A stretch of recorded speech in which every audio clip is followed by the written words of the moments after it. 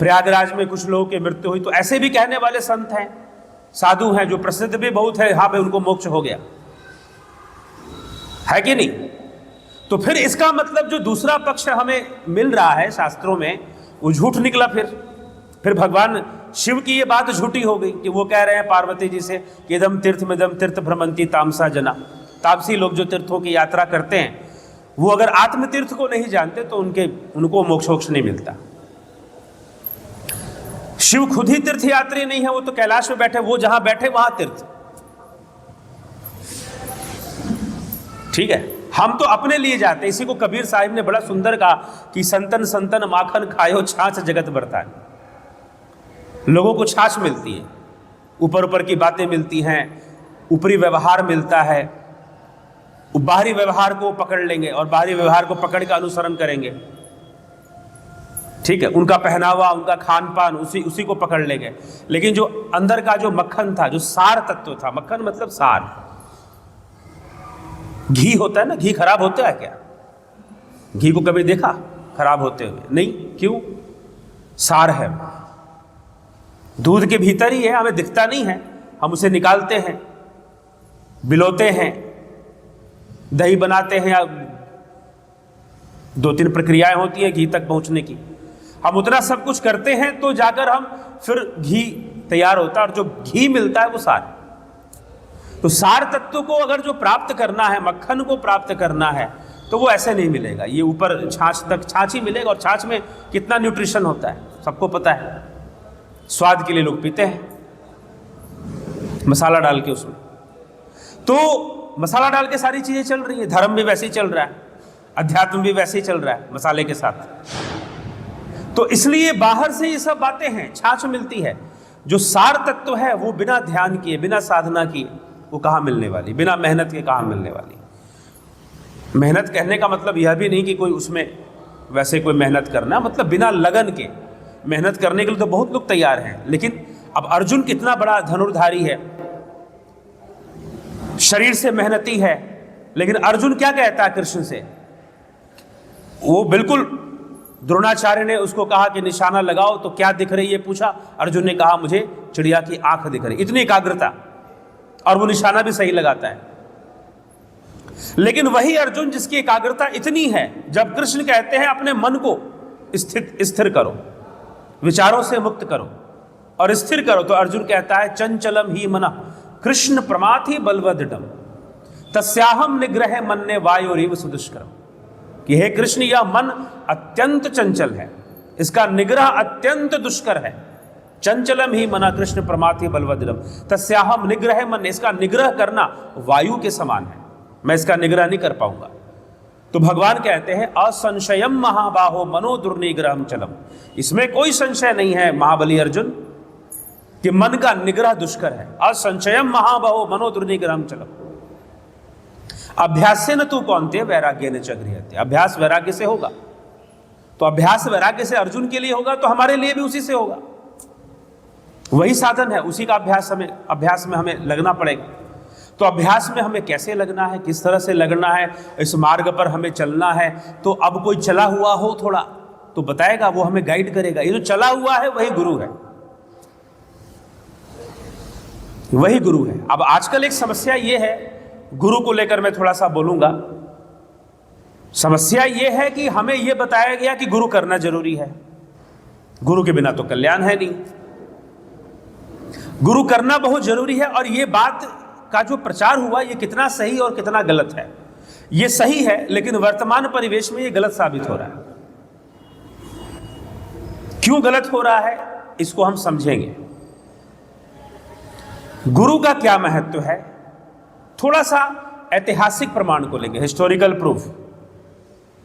जब आप आज से 1400 साल पहले, 1500 वर्ष पहले, या लगभग 2000 भी आप ले लो, 1500 ले लो, उसके पहले आदि गुरु शंकराचार्य हुए, और उसके पहले आप जितना पीछे जाओगे आप देखोगे कि जो ऋषि मुनि हुए, जो संत हुए, उन्होंने जो अपनी वानियां दी हैं, उसमें उन्होंने गुरु के महत्व को कम बताया है।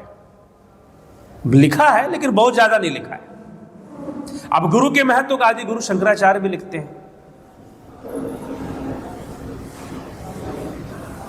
वो जब आदि गुरु शंकराचार्य लिखते तो गुरु के महत्व को बहुत सारी चीज़ों में वो बतलाते हैं, गुरु का क्या महत्व है, वो भी सब गुरु का बहुत ही महत्व है।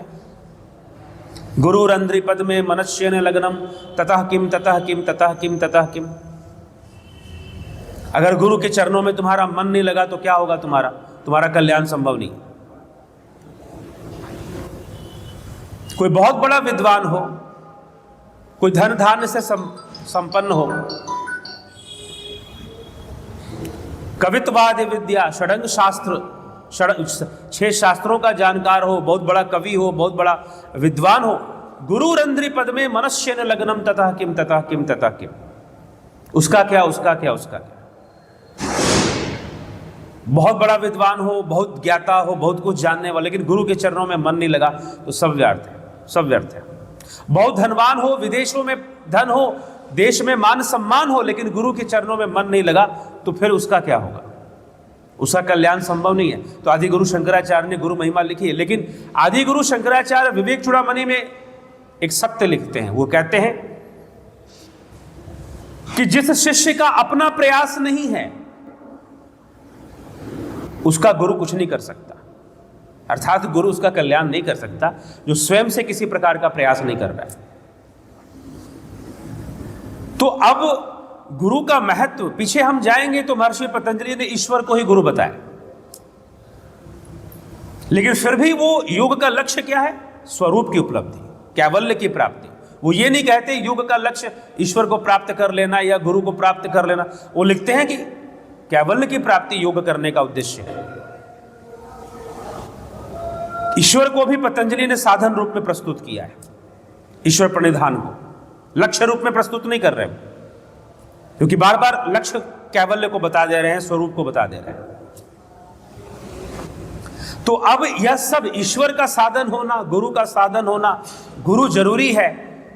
तो पुराने शास्त्रों में गुरु की महिमा कम क्यों मिलती है, इसीलिए कम मिलती क्योंकि गुरुओं की कमी नहीं थी उस समय, और शास्त्रों की भी कमी नहीं थी। शास्त्र भी व्यवस्थित रूप से थे, प्राप्त थे सारे शास्त्र हमारे पास,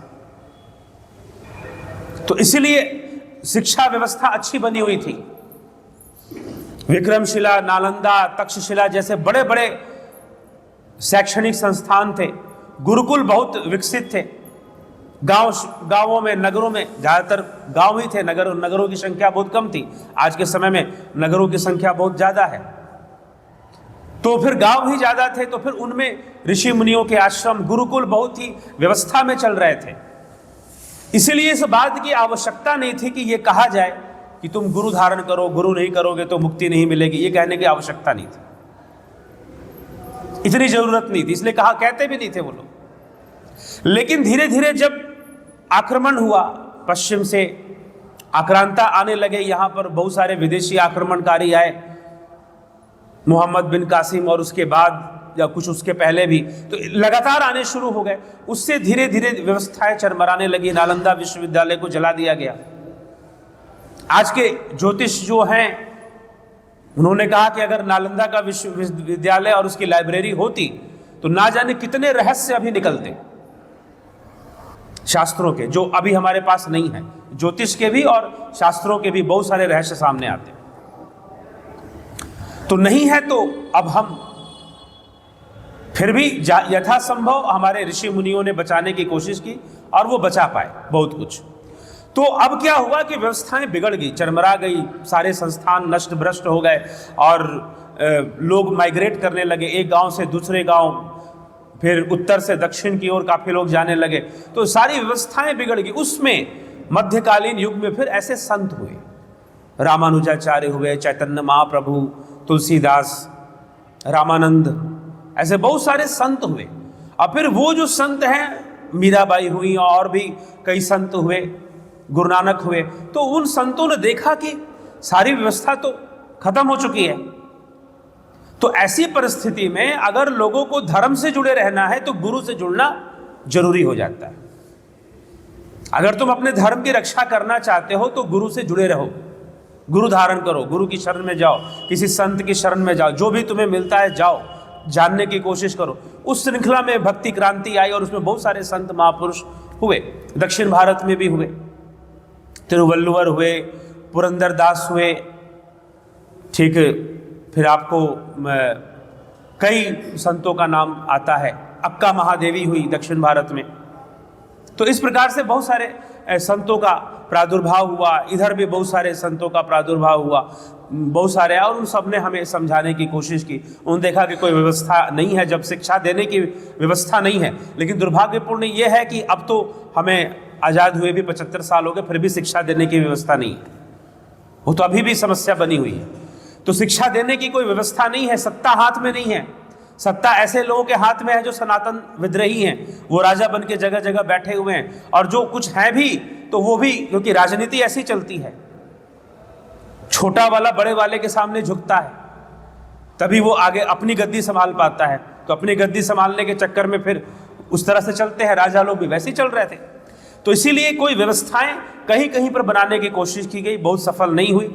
व्यवस्थाएं बदलती गई, विचारधाराएं बदलती गई, लेकिन फिर भी संतों ने प्रयास किया और बचाने की कोशिश की। परिस्थिति के अनुकूल जो भी, और जितना ज्ञान और परिस्थिति के अनुकूल संत लोग जो भी आए, उन्होंने अपना ज्ञान दिया और बताया। लेकिन अब समय बदलता गया, समय बदलता गया, एक तरफ विज्ञान का विकास भी होता गया। अब हम इस समय में आ गए हैं। तो गुरु का महत्व तो तब भी था, आज भी है। लेकिन अब आज की परिस्थिति क्या बन चुकी है? आज की परिस्थिति ये बन चुकी है कि भाई गुरु करना जरूरी है। अब थोड़ा थोड़ा लोगों में बदलाव आ रहा है, लेकिन फिर भी बहुत ज्यादा बदलाव नहीं आया। गुरु करना जरूरी है, कहीं से भी गुरु बना लो, नहीं तो मुक्ति नहीं मिलेगी।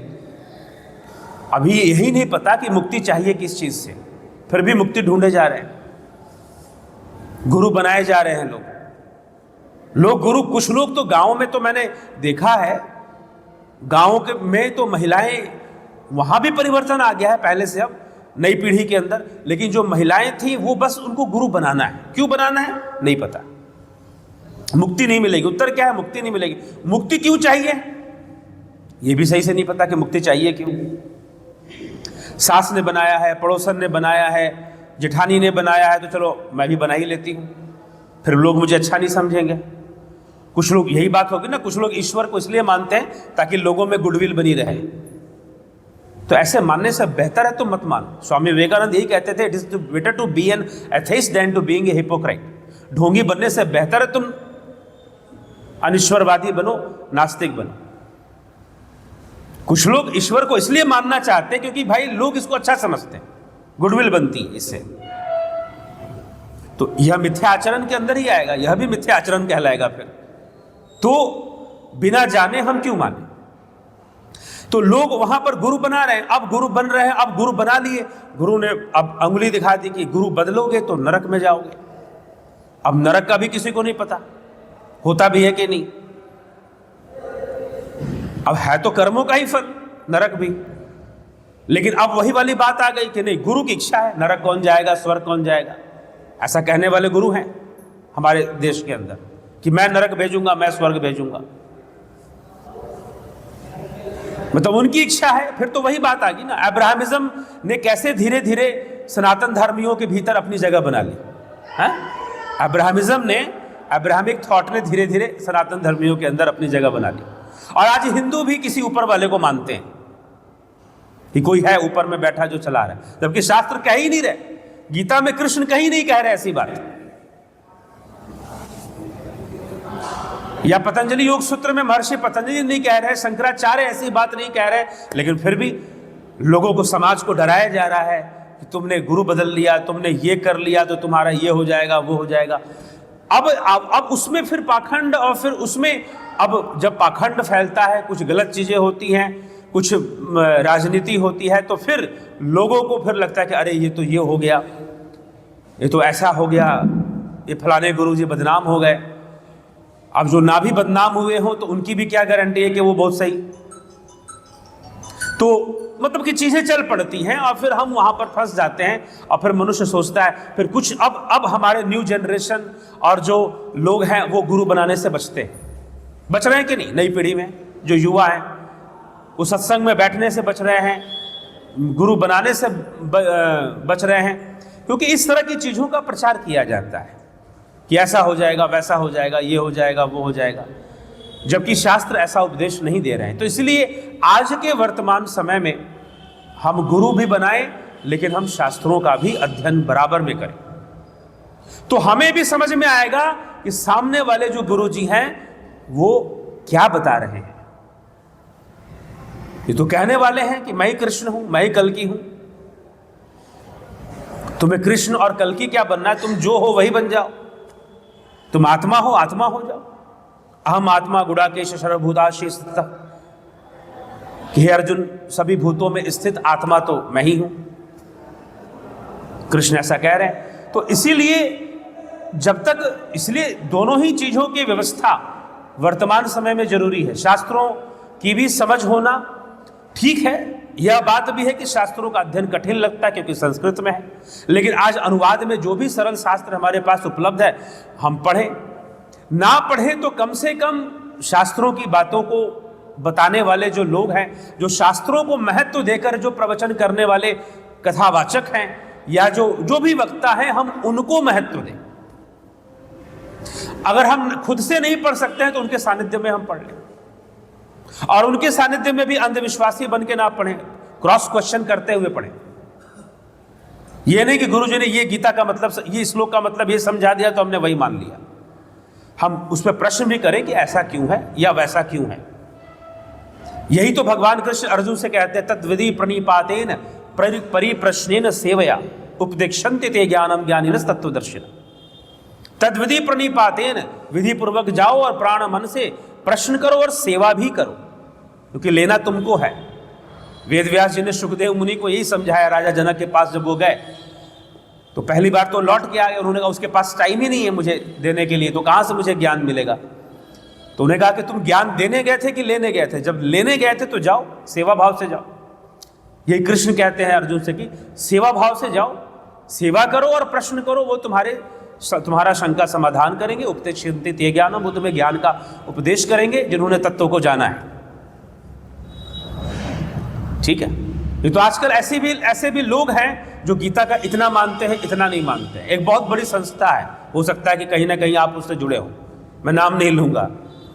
उनके एक प्रभु जी थे, उनसे मेरी काफी चर्चा हुई, तो उन्होंने कहा कि नहीं, जो असली गीता है वो 7वें अध्याय से शुरू होती है। क्योंकि 6 अध्याय क्या है, 6 अध्याय में मिलावट है और 6 अध्याय तक, क्योंकि 6ठा अध्याय ध्यान योग नामक अध्याय है और वो ध्यान योग में आस्था रखते नहीं है। 5वें अध्याय में भगवान ने कहा है कि ना तो कर्म, ना कर्ता और ना कर्म फल, इन तीनों का संयोग मेरे द्वारा नहीं होता, अर्थात मैं कुछ भी नहीं करवा रहा तुमसे। 5वें अध्याय का 13वां श्लोक है, कर्तृत्वम न कर्म कर्म फलम सृजते प्रभु, कि प्रभु जो है, परमात्मा जो इन तीनों का सृजन नहीं कर रहा, न कर्ता का, न कर्म का और न ही कर्म फल का। ये सब प्रकृति के वशीभूत चल रहा है। अभी एक बहुत प्रसिद्ध महात्मा जी हैं, उनका मैं ऐसे ही देख रहा था यूट्यूब पर। उन्होंने कहा कि कर्म और भाग्य में क्या अंतर है? ईश्वर से जो मिलता है भाग्य है और जो हमें संसार में मिलता है वो कर्म है। पूरी गीता ही काट दी। लेकिन प्रसिद्ध है तो भाई लोग ताली बजाने वाले हैं, ठीक ना, लोग मानने वाले हैं। पूरी गीता को ही गलत साबित कर दिया। ठीक, तो अब ऐसे ऐसे लोग हैं। तो इसीलिए शास्त्र व्यवस्था और शास्त्र का विधिवत अध्ययन लोग कर रहे हैं। अपनी जिसकी तीव्र इच्छा प्रारब्ध से आ जा रही है वो कर ले रहे हैं। लेकिन जब व्यवस्थाएं बनेंगी तो हजारों बच्चे उसको समझेंगे, जानेंगे, उसका अध्ययन करेंगे और समझने की कोशिश करेंगे। और ये जो हमारी जो दार्शनिक, जो वास्तव में यही समझना है, सनातन धर्म और अब्राह्मिक किताबों में बहुत अंतर है। वो ऐसी नहीं है कि एक किताब है आपने ऐसे पढ़ ली और वो उसमें कोई ज्यादा बुद्धि भी नहीं लगानी है। यहाँ तो चिंतन मनन के साथ तर्क पूर्ण ढंग से सारी बातों को लिखा हुआ है। इसीलिए ज्ञान योग, कर्म योग, ज्ञान योग के साधन चतुष्टय, इन सब का अध्ययन और अध्ययन करना, इन सबको समझना और जबरदस्ती के फॉर्म में नहीं बल्कि तर्कपूर्ण ढंग से इन सब बातों को समझ, तभी तो मन से वो निकलेगा। नहीं तो एक तरफ हम किसी चीज को फॉलो भी कर रहे हैं और मन में विश्वास भी नहीं। होता है कि नहीं? हम ये कर भी रहे हैं। अब मान लो कि भाई लोग जा रहे हैं मोक्ष प्राप्त करने के लिए गंगा, वहां पर संगम में डुबकी लगाएंगे, जो संगम नौच है वहां डुबकी लगाएंगे और डुबकी लगाकर वो, अब लोग कह रहे हैं कि भाई मोक्ष मिल जाएगा, सब जा रहे हैं तो हम भी जा रहे हैं। भेड़ चाल में लोग जा रहे हैं। तीर्थ यात्रा का लाभ भी ज्ञानी उठाते हैं, सच्चाई तो ये है, क्योंकि वो जाकर वो भीड़ में नहीं पड़ते हैं चक्कर, वो बस वहां जाते हैं, अपना ध्यान करते हैं।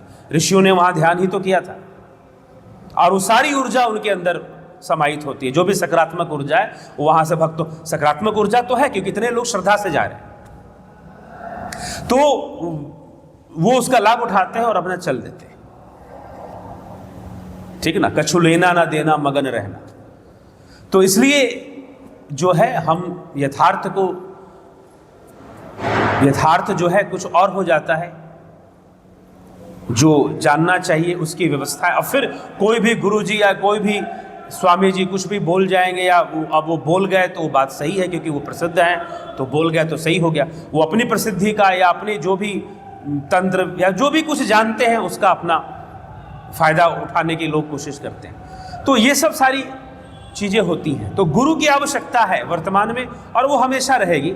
लेकिन ये जो बात लाएगी कि गुरु नहीं करोगे तो तुम्हें मुक्ति नहीं मिलेगा, तुम तो पापी हो गए, तुम गुरु बनाओ, गुरु बनाने की होड़, और गुरुओं ने फिर जो है डाल दिया अपने चेलों पे बंधन कि ये नहीं, तुमने ये किया तो ऐसे पापी हो जाओगे, वैसे पापी हो जाओ। ठीक है, गुरु शिष्य का प्रेम भी जरूरी होता है, तभी शिष्य ग्रहण करता है गुरु से, वो सबका भी महत्व बहुत है। लेकिन शास्त्र ज्ञान के महत्व को देते हुए होना चाहिए हर चीज, शास्त्र ज्ञान के महत्व को देते हुए होना चाहिए।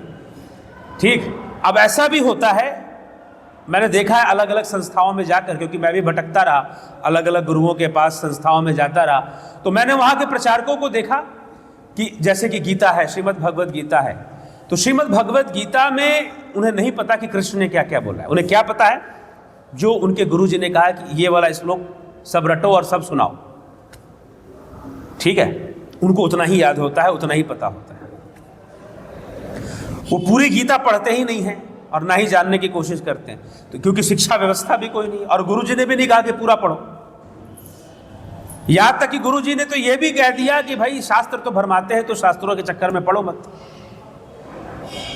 ठीक है, तो यह भी है, लेकिन फिर भी जो महत्व है शास्त्रों का वो अपनी जगह पर है।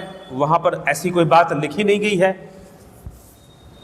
कम से कम श्रीमद् भगवत गीता या बाद में जो शास्त्र दिए गए उनमें बहुत सारी जो बातें हैं वो हमें, पुराणों को हम छोड़ दें, पुराण एक काल में लिखे गए,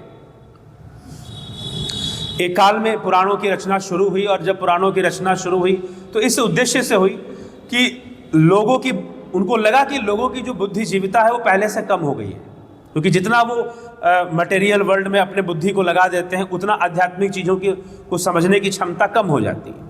कम हो जाती है तो उनको भाई कथा कहानियों के माध्यम से सुनाने की परंपरा चल पड़ी। अब क्या होगा कि ज्ञान खत्म हो गया, सिर्फ कथा रह गई, सिर्फ कथा रह गई, और वर्तमान में तो कथा भी नहीं रह गया। अब तो पब्लिक अगर गाना सुनना चाहती है तो कथा के नाम पे उनको संगीत सुनाइए, कथा के नाम पे नृत्य कीजिए। अब वो कथा भी लोगों ने निकाल दी है, लगभग थोड़ी बहुत कथा चलती है, ज्ञान तो पूरा ही खत्म है उसमें से। तो ये सब जो चीजें आ गई हैं, तो इन सब चीजों की स्थिति को देखते हुए हम सबको विचार करना चाहिए कि हम कैसे करें। और मनस्विनी योग ट्रस्ट जो है, मानवता मंदिर ट्रस्ट है यहाँ पर, लेकिन मनस्विनी योग ट्रस्ट जिससे हम कुछ लोग यहाँ पर हैं जो जुड़े हुए हैं, ठीक, तो मैं वहाँ से हूँ। तो इसका यही उद्देश्य है कि लोगों में जागरूकता लाना, समाज में जागरूकता लाना, और धर्म का प्रचार करना, अध्यात्म का प्रचार करना, साथ में आधुनिकता का ध्यान रखते हुए, आधुनिक समय का ध्यान रखते हुए, और लोगों को तर्कपूर्ण ढंग से समझाना, सही तरीके से नई पीढ़ी को हम कुछ दे पाएँ, हम कुछ ऐसा कर पाएँ कि आने वाली पीढ़ी उससे लाभ उठा पाए। ठीक है, तो उस तरह से हम लोगों को दे पाएँ, समझा पाएँ और कुछ कर पाएँ। तो इस उद्देश्य से ही यह प्रवचन या बोलने का जो मेरा उद्देश्य, यहाँ बोलूँ चाहे यूट्यूब पर अगर आप जाओगे तो मनस्विनी योग चैनल भी है, दिव्य सृजन एक चैनल है, उसके माध्यम से भी यही सब बातें मैं बोलता हूँ, यही सब बातें मैं बोलता हूँ। तो मिलजुल कर हमें समाज में इस कार्य को करना है, ठीक ना, इस कार्य को हमें लाना है। गलत कुछ भी नहीं है, लेकिन होता क्या है कि गलत सही को इस तरह से मिला दिया जाता है कि गलत वाला हिस्सा भी सही लगने लग जाता है। होता है कि नहीं ऐसा? तीर्थ यात्रा गलत नहीं है, लेकिन अगर तीर्थ यात्रा में जो गलत हो रहा है अगर उसको निकाला ना जाए तो ये संत का तो यही काम है ना। तुलसीदास जी ने संत की तुलना हंस से की है, सत्संग की तुलना। हंस क्या करता है कि भाई दूध पीता है तो पानी छोड़ देता है, दूध पी जाता है। ये वही कर सकता है, पानी छोड़ देता है, दूध पी जाता है। तो कुछ लोग कहते हैं कि ऐसा नहीं होता, वैज्ञानिक कुछ कहते हैं कि नहीं, उसके मुंह में ग्लैंड होता है, जैसे ही दूध पीता है फट जाता है दूध, पानी बाहर निकल जाता है और जो उसमें छेना पनीर बचा वो खा लिया उसने। वो तो सबके साथ होता है। हम भी दूध पीते हैं तो दूध थोड़ी ना बचता है पेट में जाकर, फट जाता है। ठीक है, फटेगा नहीं तो डाइजेस्ट कैसे होगा फिर? तो लेकिन वो मुंह में ही, उसकी ये प्रक्रिया मुंह में ही हो जाती है, तो डाइजेशन माउथ से शुरू हो जाता है, तो वो हो जाती है और वो दूध पीता है, पानी बाहर निकलता है। चलो वैज्ञानिक कारण है, लेकिन वैसा बनना है कि जो गलत चीज है उसको निकालिए, सही चीज को रखिए और उसी का प्रचार कीजिए। लेकिन बाधाएं हैं, क्योंकि गलत चीज का प्रचारक भी बहुत है। ठीक है, गलत चीज के भी प्रचारक बहुत हैं। इसीलिए किसी संत ने कह दिया कि भाई जो लोग प्रयाग में जिनकी मृत्यु हुई उनको मोक्ष मिल गया। अब क्या है कि संत, राजनीति जब उद्देश्य हो जाती है तो आदमी कुछ भी कह सकता है, ठीक ना? नेता कुछ भी कह सकता है कि नहीं? तो कुछ भी कह सकता है वो, उसको बस पता होना चाहिए भाई ऐसा। आज वो बाद में देखा जाएगा ना, वोट तो पहले आ जाएगा, ठीक है, बाद में देखा जाएगा। जो बोला है उसको बाद में देखा जाएगा क्या बोल गए। पहले वोट आए, पहले गद्दी मिले तो 5 साल के लिए फिक्स तो हुए कम से कम, उसके बाद क्या है। तो ये सारी चीजें चलती हैं, तो वहां पर ये सब चीजें होती हैं। लेकिन अध्यात्म में जब हम चलते हैं तो हमें यह ध्यान रखना चाहिए कि हम लोगों को गलत उपदेश ना करें, लोगों को भड़काने का उपदेश ना करें, भटकाने का उपदेश ना करें, बल्कि हम उपदेश करें तो उनके जीवन की समस्याओं का समाधान मिले, वैसा उपदेश हम करें। ठीक है, तो उसी से हमें लाभ है। तो ज्ञान का यही उद्देश्य है, गुरु का भी यही उद्देश्य है। और गुरुओं ने, जो संत हुए, जो गुरु हुए, जिनको लोगों को सही रास्ते पर ले जाना था, उन्होंने यही उपदेश दिया। और उन्होंने भी क्यों दिया? क्योंकि उनको भी कुछ करना था। ठीक है, अब मैं भी हूं तो मैं ध्यान में बैठ जाता हूं, क्या दिक्कत है? कुछ करने का जरूरत नहीं है, लेकिन शरीर का निर्वाह करना है। भगवान कृष्ण कहते हैं मेरे लिए संसार में करने योग्य कोई कर्म नहीं। क्या करूंगा? इंद्रियां क्या करवाएंगी? करवा रही हैं इंद्रियां, यही सब करवाएंगी। खाना पीना सो जाना सब काम है पशु समाना जी, क्यों देह मनुष्य की धारी। इंद्रियां क्या ही करवा लेंगे, तो इस काम में लग जाते हैं। जो सत्य है उसको बता देते हैं लोगों को, उसकी प्रेरणा दे देते हैं। बता कोई नहीं सकता है, मैं भी यहां पर प्रेरित ही तो कर रहा हूं, और शास्त्र प्रेरित ही करते हैं। इसलिए आदिगुरु शंकराचार्य ने कहा कि अभिज्ञाते परितत्वे शास्त्राधितस्तु निष्फला, विज्ञाते अपि परितत्वे शास्त्राधितस्तु निष्फला। जिसको तत्व ज्ञान हो गया उसके लिए शास्त्र निष्फल है, और जिसको तत्व ज्ञान नहीं हुआ उसके लिए भी शास्त्र निष्फल है, क्योंकि शास्त्र से किसी को तत्व ज्ञान होता ही नहीं। ठीक है, तो शास्त्र क्या करते हैं? प्रेरणा देते हैं, प्रेरित करते हैं। ठीक है, इसलिए शास्त्र को माँ भी कहा गया है। माँ क्यों कहा गया है शास्त्रों को? शास्त्र को माँ इसलिए कहा गया है, माँ का काम क्या है? एक बच्चे का जब जन्म होता है तो उसे क्या अपनी माँ को पहचानना पड़ता है? माँ को पहचानना पड़ता है? नहीं पहचानना पड़ता। माँ को नहीं पहचानना पड़ता, लेकिन माँ को तो वो पहचान गया। माँ क्या करती है? पिता के बारे में बतलाती, ये पिता है। तो शास्त्र उस पिता के बारे में बतलाते हैं जो परमात्मा है। ठीक है, और वहां तक पहुंचने के मार्ग का डायरेक्शन देते हैं। मील के पत्थर है वो, मील के पत्थर पे लिखा है कि दिल्ली 100 किलोमीटर, तो वो मील का पत्थर दिल्ली नहीं है। कोई कहे कि मील का पत्थर ही दिल्ली है, मैं इसी को मानूंगा, और दिखाए कि मैं बहुत बड़ा तपस्वी हूं, होकर भी कुछ नहीं है फिर। ठीक है, तो ऐसा सब मील के पत्थर है। जितनी भी बातें हैं, हमें क्या खाना चाहिए, लहसुन प्याज नहीं खाना चाहिए, ये नहीं करना चाहिए, सारे मील के पत्थर ही है, सब रास्ते के साधन ही हैं। ठीक है, तो वहां तक पहुंचना हमारा। लेकिन कोई कहे कि मैंने लहसुन प्याज भी छोड़ दिया, मैं तो एक टाइम ही खाना खाता हूं, इससे क्या हो जाएगा? अगर तुम योग नहीं कर रहे, अगर तुम ध्यान नहीं लगा रहे, हाँ क्या जैसे लहसुन प्याज छोड़ दिया या हम एक टाइम खाना खा रहे हैं, ये हम अपने को कंट्रोल करना है, बस और कुछ नहीं। कंट्रोल है सब। वो करने से आप धार्मिक थोड़ी ना होगे, वो करने से आपको प्राप्ति थोड़ी ना होगी, वो तो अपने आप को कंट्रोल करने के लिए। ऋषि मुनियों ने देखा कि इस तरह का भोजन जो है व्यवधान उत्पन्न करता है, मन में चंचलता को बढ़ा देता है, तो ध्यान लगाने में कठिनाई होती है। उनका उद्देश्य तो ध्यान है, ठीक है, ये सब सारी चीजें सहायक हैं। लेकिन हमने क्या कर दिया? इसी को धर्म बना दिया कि नहीं? इसी को धर्म बना दिया हमने। यहां गलती, मील के पत्थर को पकड़ लिया, दिल्ली पहुंचना नहीं है। अब मील के पत्थर को पकड़ के बोल रहे हैं इसमें दिल्ली लिखा है, तो हम दिल्ली पहुंच गए। तो ये समस्याएं फिर शुरू हो जाती है, इस तरह से चीजें शुरू हो जाती है। तो हमें इन बातों को समझना है और समझकर हमें चलना है, विवेक से चलना है, खुद भी जागना है और दूसरों को। यही सबसे बड़ा काम है। नानक साहिब ने क्या कहा? आप जपे अपना नाम जपावे, नानक निश्चय मुक्ति पावे। ठीक है, कृष्ण क्या कर रहे हैं? यही काम अर्जुन के लिए कर रहे हैं। तो इससे हम इस उद्देश्य के लिए, अब इस उद्देश्य में हम जो भी करें, जैसे अगर मान लीजिए कि मास्टर साहब ने ऐसा आयोजन रखवाया तो इसी उद्देश्य से रखवाया, और उसके लिए वो जो भी कर्म कर रहे हैं उसी उद्देश्य की पूर्ति के लिए कर रहे हैं। तो कर्म तो मनुष्य को करना है। तो ऋषियों ने सोचा कि जब तक शरीर है तब तक काम तो कुछ ना कुछ तो करना है, तो हम वही कार्य करें। ठीक है, तो भगवान ने यही अर्जुन को भी उपदेश दिया कि लक्ष्य तो वही है, लेकिन जो है संसार में हमारे शरीर का निर्वाह भी हो तो फिर उसी उद्देश्य के लिए होना शुरू हो जाए, धर्म के उद्देश्य के लिए होना शुरू हो जाए, युद्ध भी हो तो उसी उद्देश्य के लिए होना हो। तो अर्जुन को इसीलिए अर्जुन ने जब कहा कि मुझे पाप लगेगा, तो कृष्ण ने कभी ये नहीं कहा कि पाप नहीं लगेगा। पाप तो लगेगा, ये पूरा संसार में कोई ना कोई कर्म करोगे तो पाप लगेगा, तो पुण्य लगेगा।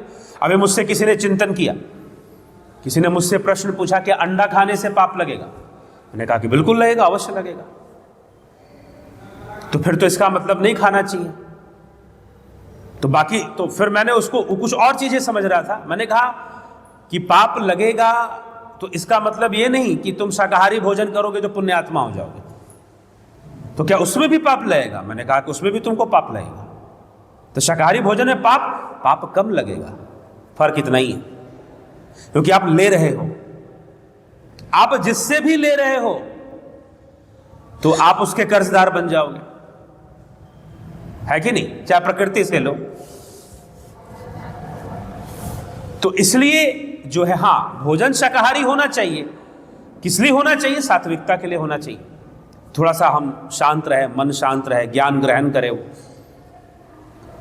उसके लिए कर्म अच्छे हो। लेकिन सारे शाकाहारी पुण्य आत्मा है अच्छे, दूसरे मामलों में वो गलत काम करते हैं, फिर ऐसा भी तो देखा जाता है।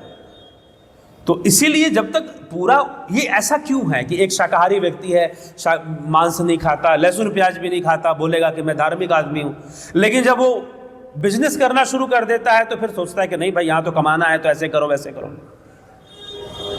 है कि वहां पर वो अपना क्यों नहीं सोच रहा? फिर क्योंकि उसका उद्देश्य ही क्लियर नहीं है। लहसुन प्याज क्यों नहीं खाना है, शाकाहारी भोजन क्यों, ये क्लियर ही नहीं है। तो कुछ लोग सिर्फ इमेज बिल्डिंग करना शुरू कर देते हैं, फिर वहीं तक सीमित रहते हैं। ठीक है, तो इसीलिए फिर वो समस्या हो जाती है। तो भोजन तो हमें शाकाहारी और सात्विक ही करना चाहिए, लेकिन इसका सही उद्देश्य हमें समझना चाहिए, और सही उद्देश्य हमें समझकर ही करेंगे तभी हम इसका पूरा लाभ उठाते हैं। नहीं तो फिर हम उसका भी कोई हमें लाभ नहीं मिलता है, एक प्रदर्शन मात्र ही हो जाता है। एक आत्मा में अपने आप में संतुष्टि हमें रहती है कि हमने ऐसे रहा है, हमने ऐसे किया है। क्योंकि यही है, प्रकृति में इसी तरह से सारी चीज़ें चलती हैं, लेन देन चलता है। तो प्रकृति ऐसी चलती है, हमें इससे बाहर निकलना है। वो मुक्ति का मार्ग है, वो फिर मोक्ष का मार्ग है। तो ध्यान योग करना, ध्यान करना जरूरी है, साधना जरूरी है। अपने मन को हठ योग को भी साधन के रूप में लेना, वो भी उसी लिए है। तो सारे योगों को हमें करना होता है, ज्ञान योग, राजयोग, ज्ञान योग, कर्म योग, भक्ति योग, राजयोग, भक्ति योग का रूप है एक प्रेम योग। तो ये सब हमें करना ही होता है, ठीक। तो यह जो अभी हमने किया, यह इसमें ज्ञान योग कर्म योग दोनों है। राजयोग जब हम अभी ध्यान में बैठ जाएंगे तो राजयोग होगा, ठीक है। जब हम ध्यान में बैठ जाएंगे तो राजयोग होगा, फिर राजयोग शुरू हो जाएगा। तो इसीलिए यह राजयोग फिर हम करेंगे अभी, ठीक है। तो शुरू करें ध्यान, हम लोग कुछ देर बैठते हैं। क्या समय हो गया? ठीक है। तो हम ध्यान करते हैं और फिर कुछ प्रश्न आपको करना हो, ध्यान के बाद आप अपना प्रश्न करेंगे, ठीक ना। कुछ पूछना हो, कुछ जानना हो तो तब आप ये प्रश्न करेंगे। चलिए सीधे बैठेंगे, चश्मा उतार के बैठेंगे, बगल में चश्मा उतार के रख दीजिए।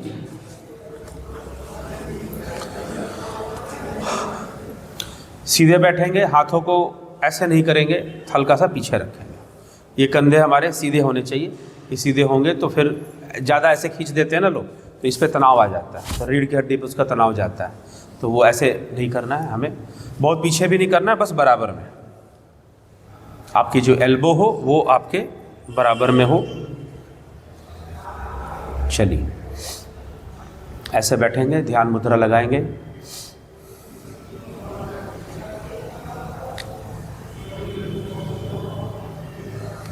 और उद्गीत का अभ्यास हम पहले करेंगे, फिर कुछ श्वासों की क्रिया करेंगे और बैठे रहेंगे। उद्गीत मतलब ऊंचे स्वर में गीत, ऊंचा स्वर का गीत अर्थात ओंकार। तो गर्दन सीधी रखते हुए, गर्दन को नीचे नहीं झुकाना है, हल्का सा ऊपर ही रखें, थोड़ा सा ऊपर रखें गर्दन को। श्वास भरेंगे और मुंह से वायु का रेचन करते हुए ओंकार का उच्चारण करेंगे।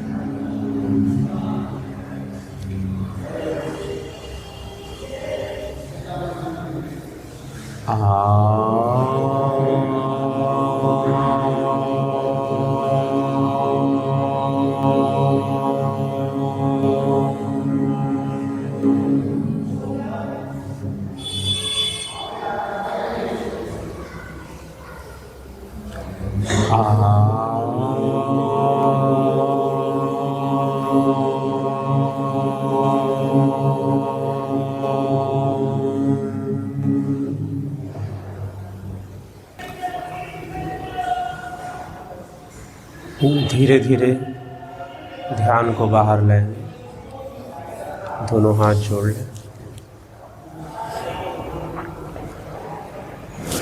दोनों हाथ को रब करें।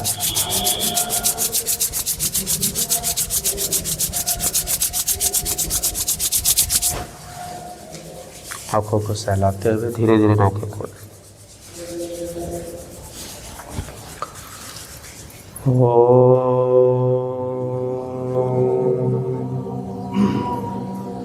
पूर्णमदः पूर्णमिदं पूर्णात् पूर्णमुदच्यते पूर्णस्य पूर्णमादाय पूर्णमेवावशिष्यते।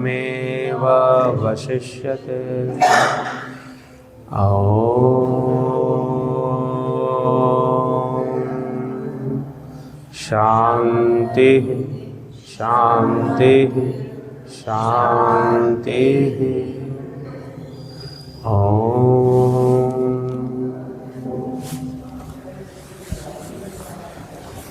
नेत्र खोल लें।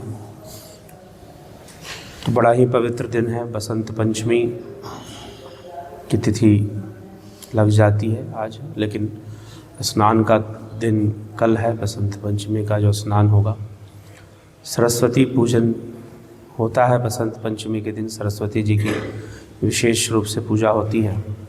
सरस्वती पूजन का यही उद्देश्य है कि लोगों में शिक्षा विद्या का प्रचार हो, इसी उद्देश्य से किया जाता था। कोई भी पूजा पाठ या जो प्रचलन चला उसके पीछे उद्देश्य होता था। मान लीजिए कि आप बहुत सारे क्षेत्रों में या विद्यालयों में सरस्वती जी की मूर्ति स्थापना करना, या फिर गाँव में भी लोग मूर्ति स्थापना करते हैं। बंगाल में काफ़ी ज़्यादा चलता है, और बिहार में, उत्तर प्रदेश के कई क्षेत्रों में लोग गांव-गांव में मूर्ति स्थापना, या शहरों में भी पंडाल लगाना, मूर्ति स्थापना, ऐसा लोग करते हैं।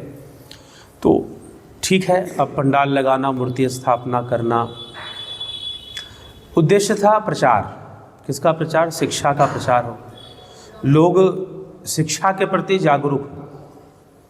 हमारे संतों ने या किसी ने भी ये परंपरा चलाई तो इसी उद्देश्य से चलाई कि लोग शिक्षा के प्रति जागरूक हों और शिक्षित हों, विद्या प्राप्ति के प्रति जागरूक हों, और विद्या इसलिए को ग्रहण करें लोग, इसके प्रति इग्नोरेंस की भावना ना हो, ज्ञान के प्रति, शिक्षा के प्रति, विद्या के प्रति।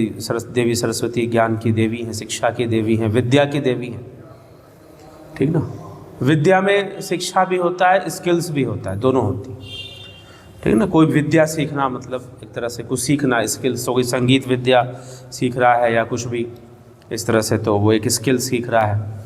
तो इनके प्रति हमें जागरूक रहना चाहिए, हमें अलर्ट रहना चाहिए, और समाज में इसके महत्व को, शिक्षा के महत्व को लोग समझ पाएँ इसके। हाँ, लेकिन बाद में फिर बस चीज़ें वहीं तक, गाना बजाना और तक ही सीमित हो जाती है, मूर्ति पूजा तक ही सीमित हो जाती है, उद्देश्य पूरा नहीं होता। हालांकि उद्देश्य यही था। कहीं पर भी मान लीजिए दुर्गा पूजा होता है तो मूर्तियां लगती हैं, गणपति पूजन में लगती हैं, तो उनका उद्देश्य ये नहीं था कि भाई लोगों को इकट्ठा करना है या फिर कुछ सांस्कृतिक कार्यक्रम करना है, बल्कि सद्भावना का प्रचार, सद्भावना जो अच्छे भाव हैं उनका प्रचार। दुर्गा जी की पूजा होती है तो दुर्गा जी की पूजा, हम संसार में व्याप्त जो नारी शक्ति है हम उसका सम्मान करें, ठीक है। उसके अंदर सृजन की शक्ति है, संहार की शक्ति है, ठीक है। तो इसीलिए सीता जी के लिए गोस्वामी तुलसीदास जी ने क्या लिखा है, जो श्लोक दिया है रामचरितमानस में, गोस्वामी तुलसीदास जी ने राम जी को तो महत्व दिया उन्होंने, लेकिन सीता जी के लिए उन्होंने क्या लिखा है, ठीक ना।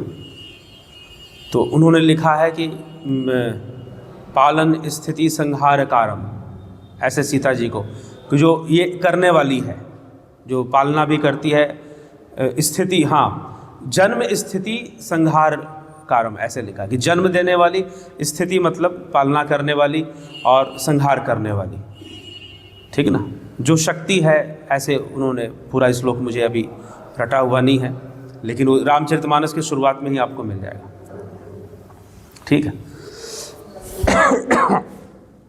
तो वहाँ पर सृजन करने वाली, सृजन शक्ति है और संहार शक्ति है, वो सीता जी को बतलाया है तुलसीदास जी ने, ठीक ना।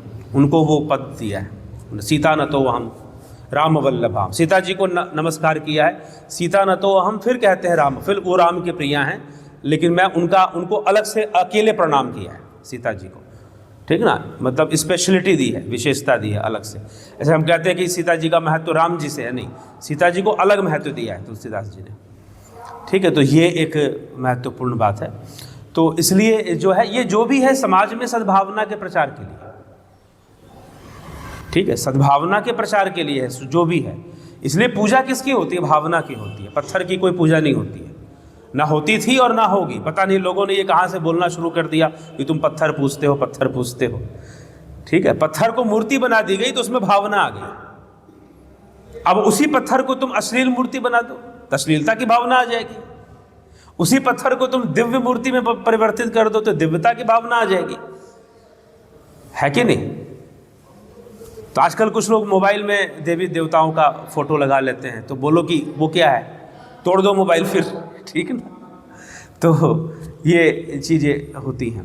तो क्योंकि इंद्रियां कहाँ तक जाएंगी ना, इंद्रियों की जहाँ तक सीमा है, तो इंद्रियों के जगत में हम सकारात्मकता पैदा कर सकें और लोगों को प्रेरित कर सकें, तो जो है फिर वो अच्छा होगा। तो किसी चीज़ को समझना और किसी चीज़ का खंडन करना, खंडन नहीं करना, मंडन करना, ठीक ना, गलत कुछ भी नहीं है।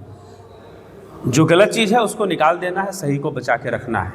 तो इसीलिए तीर्थ यात्रा भी गलत नहीं है, लेकिन सही ढंग से हो तो बहुत अच्छी चीज़ है। और तीर्थ के नाम पर, क्योंकि प्रयाग की जो भूमि है, देखिए प्रयागराज की जो भूमि है बहुत पवित्र भूमि है, बहुत संतों साधुओं ने वहाँ पर अपना जीवन व्यतीत किया है। और वहाँ पर एक बहुत बड़ी घटना घटी थी, आज उसकी कोई चर्चा नहीं कर रहा, मुझे इसको थोड़ा सा दुख है, ठीक है। हम कई बार चीज़ों को, क्योंकि हमारी भी आदत होती है चीज़ों को रिपीट करने की, तो हम क्या होता है कि जो चीज़ें प्रचलित हो जाती हैं उसी को हम महत्व देना शुरू कर देते हैं, वही चर्चाएं होनी शुरू हो जाती है। लेकिन प्रयाग की भूमि पर बहुत क्रांतिकारी घटनाएं घटी, ठीक है। प्रयागराज पर एक बहुत पहले एक संत हुए थे, एक बहुत बड़े संत हुए, गृहस्थ संत हुए। उनका नाम था आचार्य कुमारिल भट्ट। रहने वाले तो दक्षिण भारत के थे, तेलुगु क्षेत्र के थे, आंध्र प्रदेश या दक्षिणी उड़ीसा का जो क्षेत्र लगता है, तो उस क्षेत्र के रहने वाले थे, तेलुगु भाषी थे कहा जाता है। और वो जो थे आचार्य कुमारिल भट्ट, वो जो है बौद्ध भिक्षु बन गए, नालंदा में वो रहने लगे, बौद्ध भिक्षु बन गए, बौद्ध मत को उन्होंने अपना, उसके पीछे भी कहानी है, षड्यंत्र हुआ कुछ, तो उन्होंने बौद्ध मत को अपना लिया, वैदिक मत को एक तरह से छोड़ा। और जानने के लिए ही, ज्ञान की खोज होती है तो आदमी बहुत कुछ अपनाता है। नालंदा में रहने लगे, और जब वहाँ रहने लगे तो वहाँ पर रहने लगे तो वहाँ पर उन्होंने देखा कि जो बौद्धाचार्य हैं वो राजनीति में लगे हुए, राजनीति को साधने में लगे हुए। बिल्कुल आपको आजकल जो धर्म के नाम पर जो माहौल दिखाई देता है वो उस समय भी था। ये घटना लगभग आज से 1500 साल 1400 साल पहले की है, जब आदि गुरु शंकराचार्य हुए तब की, ठीक है। तो जब आदि शंकराचार्य हुए तब की ये घटना है। तो उस समय आचार्य कुमारिल भट्ट, वो शंकराचार्य से बड़े थे, उम्र में काफ़ी बड़े थे, तो उन्होंने देखा कि ये जो बौद्धाचार्य हैं बस राजाओं को कंट्रोल कर रहे हैं, राजाओं को कंट्रोल करना, अपनी जनसंख्या बढ़ाना, बुद्ध ने जो उपदेश दिया है उसके बिल्कुल विपरीत काम कर रहे हैं। बुद्ध जो थे वो शास्त्रार्थ डिबेट के चक्कर में नहीं पड़ते थे। वैसे शास्त्रार्थ का अर्थ डिबेट होता भी नहीं है, शास्त्रार्थ का अर्थ है शास्त्र का अर्थ करना, ठीक ना। अब किसी ने कोई अर्थ माना, किसी ने कोई, तो उसमें फिर वार्तालाप होता था कि ये अर्थ चलेगा। आजकल लोग समझते हैं शास्त्रार्थ का मतलब तर्क से किसी को बोलकर चुप करा देना, ऐसा कुछ भी नहीं है। सही अर्थ निकालना ये शास्त्रार्थ है, नाम ही है शास्त्रार्थ। तो लेकिन जो बौद्धाचार्य थे आपस में डिबेट करना, एक दूसरे को नीचा दिखाना और ये सब क्रियाकलाप में बहुत ज़्यादा व्यस्त रहते थे। राजनीतिक महत्वाकांक्षाएं बहुत थी उनकी, राजनीति में बहुत ज़्यादा उलझे हुए थे। तो इन सब चीज़ों में बहुत गलत भी होता था, तो उनके खिलाफ षड्यंत्र किया गया, उनको मारने की कोशिश की गई, और फिर उन्होंने बौद्ध मत को छोड़कर फिर वैदिक मत में वो आ गए, यहाँ तक उनकी हत्या कर दी गई, लेकिन वो बच गए कैसे भी। और फिर उनको फिर जब बच गए और बौद्ध मत उन्होंने त्याग दिया गया, तो फिर उनके खिलाफ एक प्रोपेगेंडा चलाया गया कि आदमी जो था भोगों में लिप्त था इसलिए वो आश्रम छोड़ के चला गया, या फिर जो है इसने नालंदा को छोड़ दिया। बहुत बदनाम, ये हिंसक प्रवृत्ति का है, हिंसा को बढ़ावा देता है, बुद्ध की बात नहीं मान, इस तरह की बात, क्योंकि उस समय बौद्ध संप्रदाय का बहुत प्रचार था, जो और वहां से जो बोल दिया जाएगा लोग सब मानने लगेंगे। आजकल भी थोड़ा बहुत ऐसा होता है, कोई बहुत प्रतिष्ठित आचार्य या किसी कथावाचक ने कुछ कह दिया तो सब आंख बंद करके उसको फॉलो करना शुरू कर। तो इस तरह से उनको बड़ा ही मुश्किल हो गया, ठीक ना, उनके लिए। कब उनको मतलब ऐसा माहौल बनाया गया कि उनका कोई बौद्ध भक्त ही उनको मार दे कि भाई चलो इसने ऐसे किया है, सिर्फ सुनकर सुनी हुई बातों पर। तो ऐसे बहुत षड्यंत्र किया गया उनके खिलाफ, उनको मारने की कोशिश की गई। लेकिन उन्होंने जो अपना तथ्य था वो कर्मकांड के ऊपर उन्होंने अपना ग्रंथ दिया, जिसका नाम पड़ा आपको मीमांसा, जो शास्त्र था जैमिनी ऋषि का, उसी का भाष्य उन्होंने बाद में दिया। लेकिन उन्होंने जब उसका भाष्य दिया तो बौद्ध विचारधारा का खंडन करते हुए दिया, शून्यवाद का खंडन करते हुए, कर्म का महत्व देते हुए। अगर कर्मकांड के जो 5 सिद्धांत होते हैं, नित्य, निमित्त हो गया, काम्य, निषिद्ध और प्रायश्चित, ये 5 होते हैं, 5 कर्मकांड होते हैं। तो इनकी व्याख्या करते हुए उन्होंने बौद्ध मत का खंडन करते हुए तंत्र श्लोक वार्तिक उन्होंने दिया, ठीक है। और इस तरह से वार्तिक, 2 वार्तिक उन्होंने दी, मीमांसा श्लोक वार्तिक, मीमांसा श्लोक वार्तिक, तंत्र श्लोक वार्तिक, ये 2 वार्तिक उन्होंने दी। तो हाँ, कर्मकांडी जो थे, जो कर्म को प्रधानता देते थे, वो सब कुछ कर्म के अंदर संसार का सुख दुख देखते थे और उसी से सब होता है। तो उसकी बड़ी सुंदर व्याख्या है। तो आचार्य कुमारिल भट्ट ने जब उन्होंने देखा कि मुझ पर जो ये आरोप लगाया जाता है कि मैं जो हूँ हिंसा को बढ़ावा देता हूँ, मैं गलत कार्य करता हूँ, तंत्र मंत्र करता हूँ, जादू टोना, इस तरह की बातें उनके बारे में बहुत फैलाई गई और हिंसा को बढ़ावा, तो उन्होंने क्या किया कि प्रयागराज की भूमि पर उन्होंने अग्नि समाधि ली थी। ठीक ना। बहुत लोग उनको कहते हैं कि सनातन धर्म के सबसे पहले उन्होंने बलिदान किया था अपना जीवन सनातन धर्म के लिए, वेदों के लिए, और ये बात सत्य भी।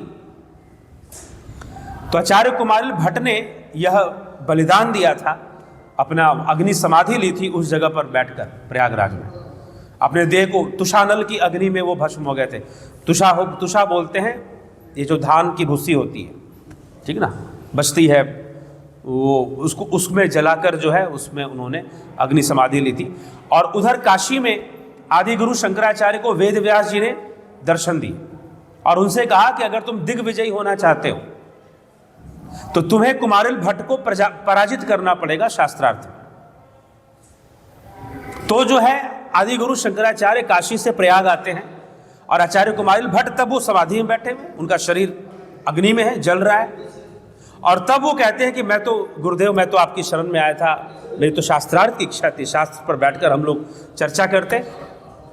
तो उन्होंने कहा कि देखो ये इच्छा तो मैं पूरी नहीं कर, जबकि उनका शरीर जल रहा था तब भी उन्होंने बोला, क्योंकि इतना नियंत्रण था। तो उन्होंने कहा कि मैं तुम्हारी इच्छा पूरी नहीं कर सकता, तुम मेरे शिष्य के पास जाओ। उनके शिष्य का नाम था मंडन मिश्र, तुम उनके पास जाओ। वो रहते थे महिषी नामक एक स्थान था जो कि बिहार क्षेत्र में पड़ता है आजकल। तो तुम वहां जाओ, वहां तुम शास्त्रार्थ करो, ठीक है। और मंडन मिश्र इनके शिष्य थे और वो आदि गुरु शंकराचार्य वहां जाते हैं और दुनिया का सबसे लंबा शास्त्रार्थ, 1 महीने का शास्त्रार्थ वहां होता है, कहते हैं, ऐसे कथा आती। तो वहां जाते हैं मंडन मिश्र, फिर मंडन मिश्र की पत्नी के साथ उनका शास्त्रार्थ होता है। तो इस तरह से ये, तो वो आचार्य कुमारिल भट्ट उन्होंने प्रयागराज में समाधि ली थी। लेकिन आज इतनी प्रयागराज में महाकुंभ, क्या उनकी कोई चर्चा कर रहा है?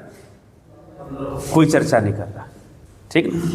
तो इसलिए मेरी एक पुस्तक है, मेरे लिखी गई है, प्रभात पब्लिकेशन से दिल्ली से प्रकाशित हुई थी वो पुस्तक, आप उसे ले सकते हैं। आज मैं ले आया हूँ वो पुस्तक, ठीक ना। तो जो है अग्निमय बुद्ध उसका नाम है, अग्निमय बुद्ध। तो वहाँ से जो था बहुत सारे परिवर्तन, सामाजिक परिवर्तन भी आते हैं, सांस्कृतिक परिवर्तन भी आते हैं। तो ये क्या था कि एक समय के लिए बहुत सारा जो हम लोग पूजा पाठ करते थे सब बंद हो चुका था एक समय के लिए, लेकिन फिर से शुरू हो गया। उसमें कुमारिल भट्ट का बहुत बड़ा योगदान था, उन्होंने समाज को कर्म के प्रति जागरूक किया, ठीक। तो उस ग्रंथ को कहाँ है बैग, उसमें होगा ना, हाँ, तो उस आप ले सकते हैं।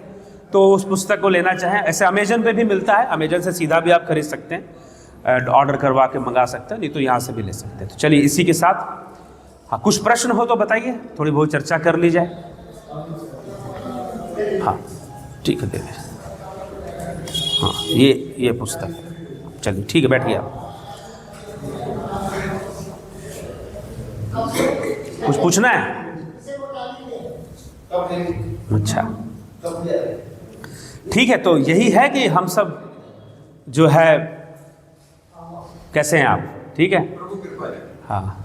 तो हम सब मिलकर एक कुछ करें, हमारा भी शरीर सार्थक हो, हम कुछ करें, अभियान चलाएं कि भाई लोग जागरूक हो, धर्म के प्रति जागरूक हो और अध्यात्म के जीवन के प्रति। वास्तव में देखिए, मैं तो शायद पिछली बार भी बोला हो, मैं तो बोलता हूँ कि मैंने जो आध्यात्मिक अध्ययन में या आध्यात्मिक अनुसंधान में मैं जो प्रवेश किया, इसलिए नहीं किया कि मुझे परमात्मा को जानना था, इसलिए प्रवेश किया कि जीवन को समझना था, ठीक ना, प्रकृति को समझना था, ये संसार कैसे हमारे साथ खेल रहा है उसको समझना था। और हम यही जरूरी है, इसलिए ज्ञान योग, धर्म योग, ये सब जीवन का विषय है, जीवन जुड़ा हुआ है इन सब चीज़ों से। इसलिए कभी ऐसा समय नहीं आएगा कि धर्म खत्म हो जाए, हो सकता है कि रिलीजन खत्म हो जाए, ठीक है, लेकिन धर्म कभी खत्म नहीं हो सकता, क्योंकि धर्म जो है जीवन से जुड़ा हुआ है, उसकी आवश्यकता है।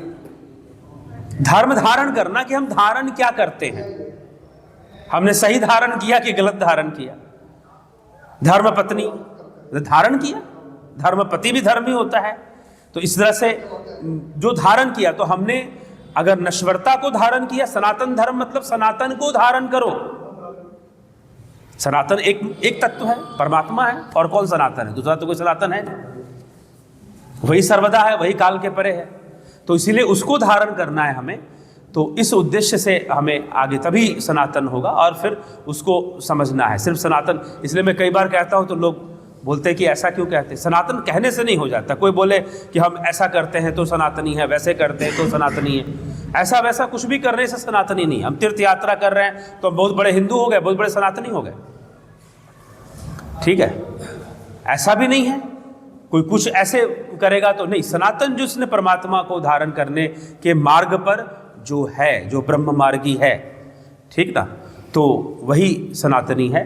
तो सनातन तत्व को नहीं धारण करेंगे तो फिर क्या लाभ, ठीक है। तो हमें खुद जागरूक होना है, खुद जगना है, और दूसरों को जगाने में हम सब मिलकर जो कर सकते हैं हम लोग करें। इसीलिए सब लोग कार्य कर रहे हैं। मनस्विनी योग ट्रस्ट भी इसीलिए बनाए गए। तो सरकारी व्यवस्था में कुछ चीज़ें बनानी पड़ती हैं ताकि उसको बड़ा रूप दिया जा सके, ठीक है। मानवता ट्रस्ट बनाया गया, तो इसीलिए इन्हीं सब उद्देश्य से बनाया गया है। तो हम सब मिलकर इस कार्य को करें, इस विषय को समझे। संग चद्वम संवदद्वम संवो मनांसी जानताम देवा भागम यथा पूर्वे संजनाना उपासते। तो संग मिलकर चलना। तो यह जो भी यहाँ पहले रविवार को कार्यक्रम होता है, आप सब लोग यहाँ पहुँचा करें, आया करें, और दूसरों को भी प्रेरित किया करें कि यहाँ पहुँचें और इसका लाभ उठाएं। ध्यान योग का कोर्स चलता है, ऑनलाइन चलता है, ऑफलाइन भी चलेगा। अब दिल्ली में ही चलेगा ऑफलाइन, तो क्योंकि उसमें समय लगता है। ये तो मैंने थोड़ा सा आपको मैं करवाता हूँ, लेकिन विधि पूर्वक सही से बैठकर करना। तो ऑनलाइन वाला भी कई लोगों ने किया हुआ है, शर्मा जी ने, खरबंदा जी ने भी, और लोगों ने। तो आप लोग ऑनलाइन भी ज्वाइन कर सकते हैं। कुछ ऑनलाइन में कि ऑनलाइन घर बैठे बैठे कर लिए, फिर बाद में हम लोग कहीं पर भी साधना शिविर रखते हैं, वहाँ आ जाइए। जितने लोग करते हैं वो साधना, यहाँ भी जैसे साधना हम लोग करते हैं, झिलमिल में अभी निवास रहता है मेरा, तो वहाँ पर भी मैं लोगों को बुला लेता हूँ रविवार के दिन की, वहाँ आ जाओ, सारे साधना करते हैं, ध्यान करते हैं, ठीक है। तो ऐसे भी चलता है। तो आमने सामने बैठ के भी फिर हो जाता है। नहीं तो ऑफलाइन कोर्सेज भी बाद में शुरू हो जाएंगी, दिल्ली में ही शुरू हो जाएंगी। बाकी ऑनलाइन तो चल रहा है, 20 तारीख से शुरू होता है, उसका भी आप लोग लाभ उठा सकते हैं, ठीक है। तो विराम दिया जाए अभी फिर।